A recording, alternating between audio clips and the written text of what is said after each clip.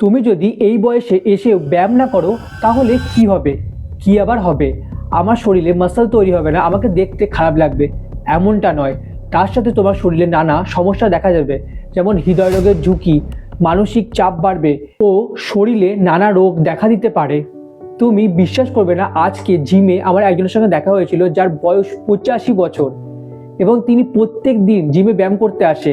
অবাকের বিষয় হলো ওনার পা ফ্র্যাকচার হয়ে গেছে অ্যাক্সিডেন্টের কারণে, যার কারণে তিনি ভালো করে হাঁটতে পারেন না। তাও তিনি প্রত্যেক দিন ব্যায়াম করতে আসে।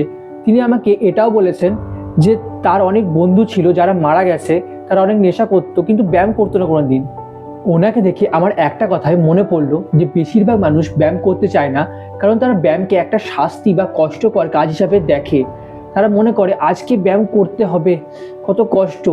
তার জায়গায় আমি মনে করি ব্যায়ামকে একটা কষ্টকর কাজ বা শাস্তি হিসাবে না দেখে ব্যায়ামকে প্রত্যেক দিন সেলিব্রেশন হিসাবে দেখে করা উচিত। যেমন আমি ব্যায়াম করতে পারছি, আমার দুটো হাত দুটো পা রয়েছে যেটা দিয়ে আমি যা খুশি তাই করতে পারি। তাই আজকে থেকে আমাকে ব্যায়াম করতে হবে এটা না ভেবে আজকে থেকে আমি ব্যায়াম করতে পারছি এটা ভেবে আনন্দের সাথে প্রত্যেক দিন ব্যায়াম করা শুরু করে দাও।